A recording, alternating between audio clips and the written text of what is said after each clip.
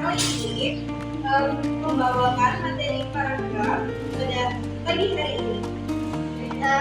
Pertama dan utama, mari kita semua berdoa menurut kepercayaan masing-masing. Berdoa mulai.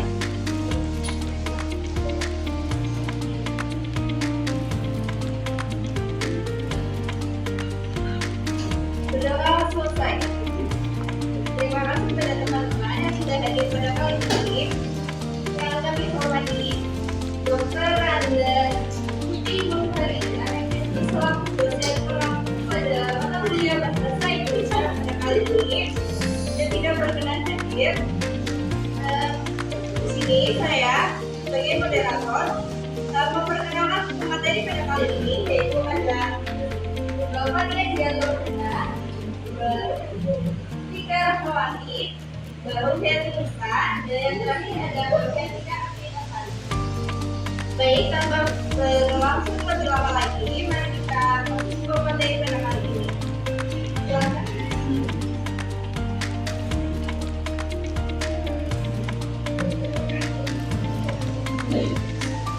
Ya, pada hari ini kita akan membahas mengenai paragraf. Paragraf sendiri itu apa sih? Ada yang tahu teman? Harusnya kita sudah dijelaskan ya. Jadi kita ulang lagi. Jadi paragraf adalah kumpulan dari beberapa kalimat yang saling berhubungan dan membahas gagasan pokok atau gagasan utama atau ide utama secara pasti. Utuh serta mengandung kalimat utama dan beberapa kalimat penjelas yang berfungsi untuk menjelaskan gagasan utama atau gagasan pokok atau ide utama tersebut. Jadi paragraf itu ya intinya sebuah kalimat untuk menjelaskan satu ide pokok. Kumpulan beberapa kalimat untuk menjelaskan satu ide pokok. Menurut Tangan tahun 2008, paragraf adalah seperangkat kalimat yang berkaitan dan membentuk satu kesatuan pikiran. Sedangkan menurut Prab 2004, paragraf merupakan bagian karangan yang mengandung satu ide pokok yang digunakan. Jadi paragraf itu kita punya ide pokok nih. Misal ide pokoknya bencana alam tahun ini yang alih-alih itu. Dan nanti kalimat-kalimat di bawahnya itu adalah sebagai penjelasan dari ide pokok yang kita. Lalu ada ciri-ciri paragraf yang baik. Yang pertama tentu saja memiliki ide pokok atau gagasan. Jadi tidak bisa disebut sebuah paragraf apabila tidak memiliki ide pokok atau gagasan. Yang kedua ada antar kalimat saling berhubungan atau berkaitan. Nah, kalau jadi satu paragraf, otomatis kalimat-kalimatnya itu nyambung sama ide utamanya, sama gagasan pokok utamanya. Terus disusun secara lembut dan logis. Nah, kalau kita mau membuat paragraf, itu harus betul ya, Mas. Karena kalau tidak betul nanti yang membaca itu tidak mengerti apa yang kita jawab. Lalu yang keempat adalah menggunakan bahasa yang efektif, pastu, dan jelas. Jadi dalam membuat paragraf juga harus memperhatikan gaya bahasanya, terus kata bahasa Indonesianya, supaya dapat mudah dimengerti oleh orang-orang yang membaca. Yang terakhir ada terdiri atas kalimat utama dan kalimat penjelas. Kalimat utama ini biasanya terletak di awal. Lalu kalimat penjelas itu ada di bawah. Tapi nanti akan dijelaskan ada beberapa jenis paragraf yang kalimat utamanya itu ada yang di tengah, ada yang di akhir, terus juga ada yang di bawah. Kalimat utama ini yang memuat gagasan utama. Biasanya terletak di awal paragraf. Dalam sebuah paragraf itu harus ada harus berhubungan yang logis. Dan jika sebuah paragraf itu tidak berkesinambungan, maka itu tidak dapat disebut paragraf. Kenapa nggak bisa disebut paragraf? Karena tidak dapat menjelaskan makna dari kalimat itu.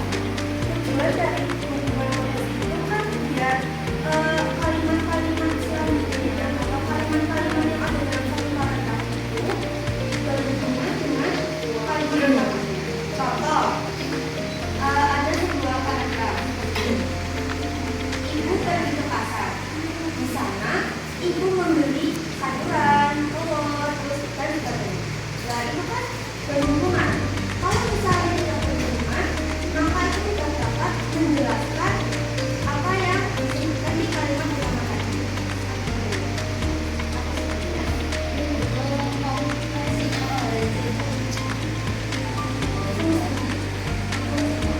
Fungsinya untuk menghubungkan antara kalimat.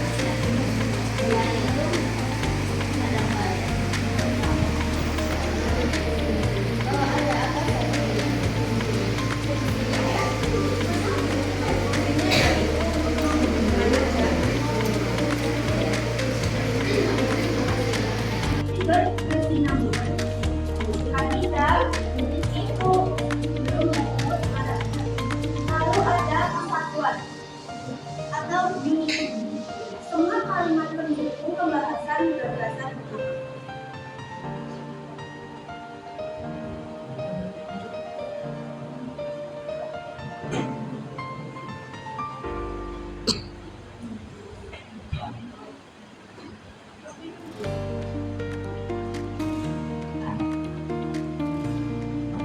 Selanjutnya ada tentang kalimat utama. Nah, tentang kalimat utama itu nggak selalu ada di awal paragraf. Nah, ada empat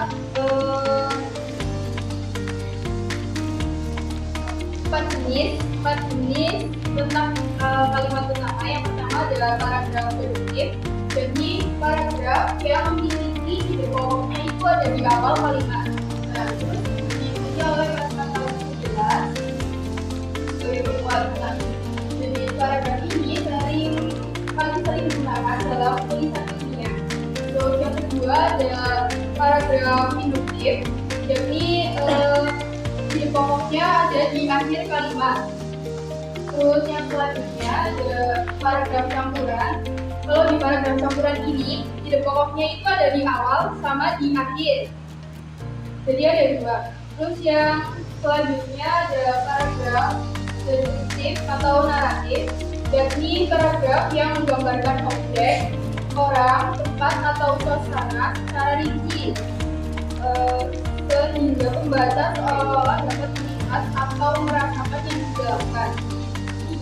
Sedangkan naratif merupakan paragraf yang menceritakan peristiwa atau kejadian secara runtut. Kalau deskriptif itu paragraf yang mendeskripsikan. Terus kalau naratif itu yang menceritakan peristiwa. Terus selanjutnya ada jenis paragraf berdasarkan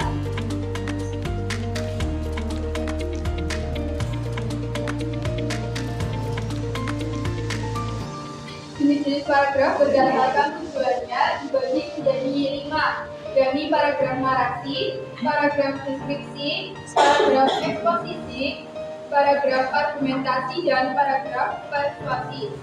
Kalau narasi ini biasanya bertujuan untuk menceritakan suatu peristiwa. Kalau deskripsi itu menggambarkan objek secara rinci atau mendeskripsikan sesuatu. Kalau paragraf eksposisi biasanya berisi informasi.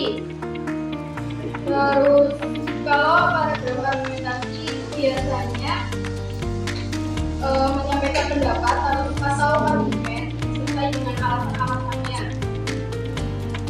Yang terakhir ada paragraf persuasi yang bertujuan untuk memengaruhi pembaca, misalkan ajakan atau larangan.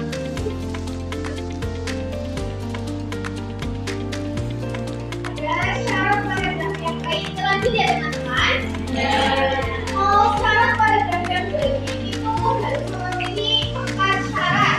Yang pertama itu adalah kesatuan atau unity. Kesatuan atau unity itu semua kalimat dalam paragraf itu harus membahas satu gagasan utama dan tidak menyimpang dari topik.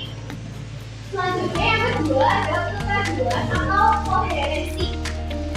Artinya itu antar kalimat harus saling berhubungan secara logis sehingga sebuah paragraf itu mudah dipahami. Selanjutnya yang ketiga ada kelengkapan atau kompleksitas. Itu artinya paragraf itu harus memiliki kalimat utama dan juga kalimat penjelas yang cukup untuk mendukung gagasan utama. Selanjutnya yang keempat ada kepaduan struktur. dan juga sistematis agar kalimat utama itu bisa jelas. Selanjutnya itu ada kesalahan umum dalam penulisan paragraf. Yang pertama, lebih dari satu gagasan utama. Paragraf itu menjadi tidak fokus karena membahas beberapa ide sekaligus. Yang kedua, kalimat tidak saling berkaitan. Kalimat berdiri sendiri sehingga paragraf itu terasa tidak padu. Yang ketiga, penggunaan kata hubung yang tidak tepat. Kata hubung yang salah dapat membuat hubungan akar kalimat itu jadi tidak jelas. Yang keempat, paragraf terlalu panjang dan terlalu pendek. Paragraf yang terlalu panjang itu juga membuat pembaca itu menjadi tidak lelah. Sedangkan kalau misalkan terlalu pendek itu gagasan menjadi kurang jelas. Selanjutnya, peran paragraf dalam karya ilmiah. Dalam karya ilmiah, itu berfungsi untuk mengorganisasi ide secara logis. Paragraf itu membantu menyusun gagasan agar utuh dan juga sistematis. Yang kedua, menjaga kejelasan argumentasi. Setiap paragraf itu memperjelas satu pokok argumen sehingga dapat dimahami. Yang ketiga, memperkuat sistematika penulisan akademik. Paragraf yang baik dalam ilmiah itu jadi lebih rapi, terstruktur, dan sesuai dengan kaidah akademik.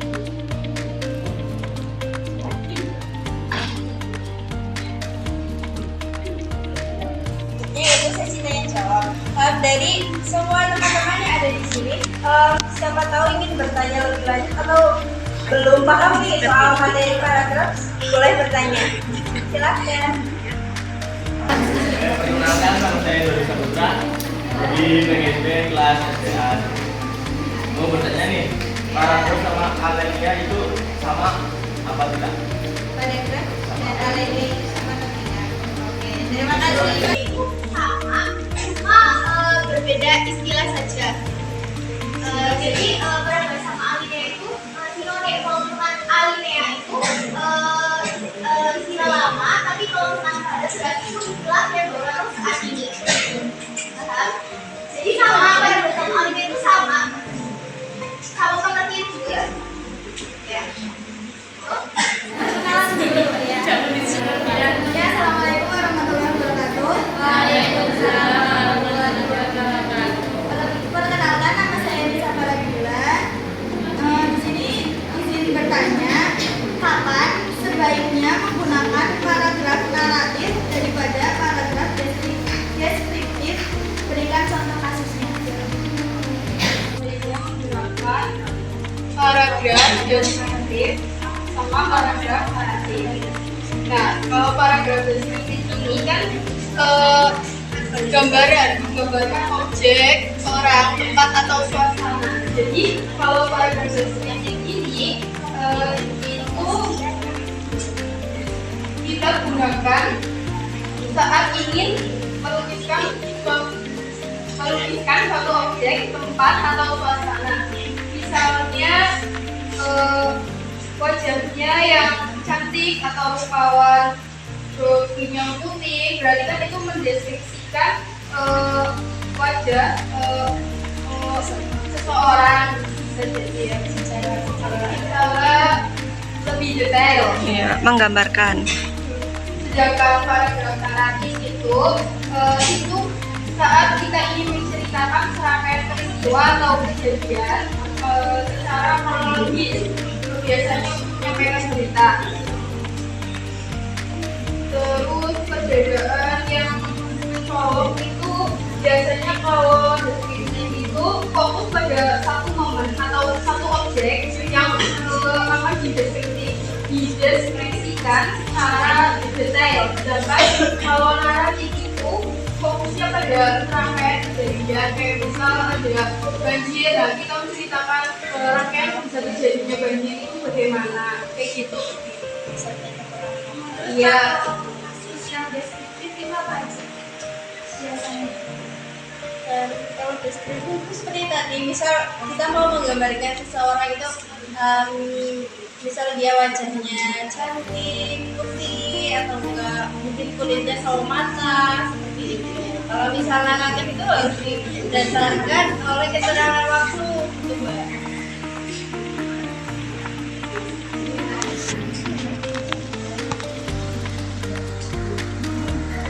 Pasti Untuk diskusi pada kelas itu adalah koherensi untuk menjaga paragraf agar tetap berkesinambungan.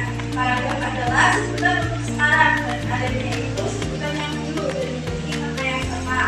Dan paragraf deskriptif fokus untuk menggambarkan suatu objek, sedangkan paragraf naratif untuk menceritakan suatu peristiwa secara langsung. Setelah sudah dibacakan kesimpulan dan juga pemateri pada pagi hari ini, ya, ice breaking. Teman-teman mau ice breaking lagi nggak? Mau apa enggak? Mau nggak? Pada ide pokoknya dan dapat ditemukan 3 utama. Letak kalimat utama ada 3 macamnya, sedikit, induktif, dan juga campuran. Dalam paragraf sedikit, ide pokok di awal, di paragraf induktif, ide pokok di akhir, di paragraf campuran. Ide pokok terletak di awal.